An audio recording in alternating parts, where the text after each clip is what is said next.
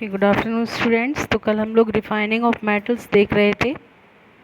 Refining process आप तब करते हैं जब आपको उस मेटल को बिल्कुल प्योर करना हो, मीन्स 100% प्योर या 99 point something.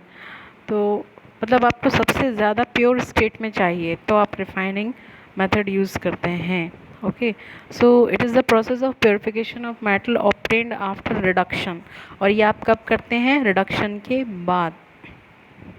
Now, various methods for refining are employed, but the most common one is the electrolytic refining. तो इलेक्ट्रोलिटिक रिफाइनिंग आई थिंक मैंने आपको कल थोड़ा सा बताया भी था, फिर भी देख लेते हैं। इलेक्ट्रोलिटिक रिफाइनिंग में हम क्या करते हैं कि हम एक इलेक्ट्रोलाइट लेते हैं, यानी कि इलेक्ट्रोलाइट मतलब सॉल्ट होगा, आप उसको वाटर में मिक्स करके उसका इलेक्ट्रोलाइट बनाएंगे। आपको मोस्टली इलेक्ट्रोलाइट उसी मेटल का लेना होता है जिस मेटल को आपको प्योर करना है, ठीक है। Now many metals like copper, zinc, nickel, Ag, Au, etc. are refined electrolytically. Process in this process, a thick block of impure metal is used as an anode. तो इसमें एक एनोड रहेगा और एक कैथोड रहेगा। जो कैथोड होगा उसके ऊपर मेटल डिपॉजिट होगी रिड्यूस होने के बाद, और जो एनोड होगा वो कैसा होगा? पॉजिटिवली चार्ज इलेक्ट्रोड होगा।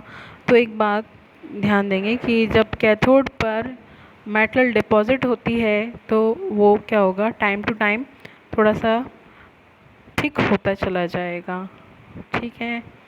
और जो एनोड होगा उसके नीचे इम्प्योरिटीज़ कलेक्ट होती चली जाएंगी, जिसको हम एनोड मड या इम्प्योरिटीज़ कहेंगे।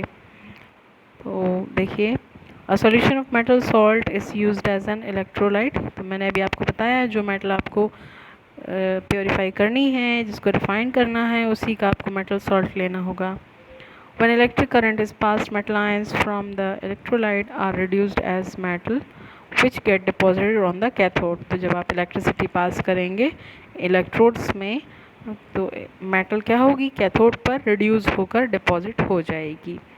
An equivalent amount of pure metal from the anode gets oxidized to metal ion and goes into the electrolyte, and from there it goes to cathode and deposit. और जितनी metal वहाँ पर deposit होगी cathode पर, उतनी ही equivalent amount of pure metal from the anode, और उतनी ही मेटल क्या होगा? एनोड से ऑक्सीडाइज होकर सॉल्ट, मतलब सॉल्ट जो बनेगा ना उसका, वो इलेक्ट्रोलाइट में फिर से मिक्स हो जाएगी और फिर से ये प्रोसेस रिपीट होगा, यानी कि ये फिर से जाएगी और कैथोड पर डिपॉजिट हो जाएगी। तो हो क्या रहा है? ये एनोड से मेटल ऑक्सीडाइज फॉर्म में निकल रही है, मतलब कि जैसे Cu2 पॉजिटिव ये यहाँ से निकली, ठीक है, और इलेक्ट्रोलाइट में मिल गई, और फिर ये Cu2 पॉजिटिव कैथोड पर जाकर कॉपर यानी Cu में कन्वर्ट हो जाएगा और उसी पर कैथोड पर ही डिपॉजिट हो जाएगा।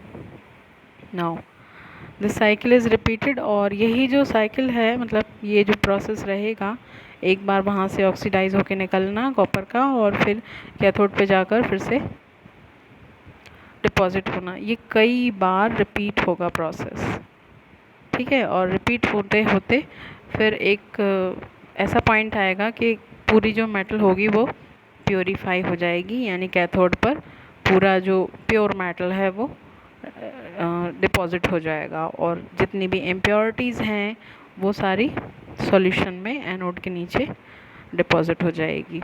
तो उसको हम कहेंगे एनोड मड, और जो आपका कैथोड पे आ गया है वो प्योर मेटल का आ जाएगा। The soluble impurities go into the solution, whereas the insoluble impurities settle down below the anode and are known as anode mud. Example, electrolytic refining of crude copper. Here anode is impure copper. Anode कैसा बनाया था हमने? impure copper का, क्योंकि हमें copper metal को refine करना है तो हम impure copper का एनोड ले रहे हैं। अगर हमें एल्यूमिनियम लेना होता तो हम impure एल्यूमिनियम का एनोड बनाते, ठीक है। तो जो भी मेटल आपको रिफाइन करना होता है उसी का इम्प्योर मेटल का आपको एनोड बनाना होता है। The electrolyte is a solution of acidified CuSO4 on passing electric current pure copper is deposited on the cathode. तो ये पूरा रिफाइनिंग का प्रोसेस होगा और इसमें रिपीटिशन चलता है, जितनी बार रिपीटिशन होता है उतनी ही ज़्यादा प्योर मेटल हमको मिलती है।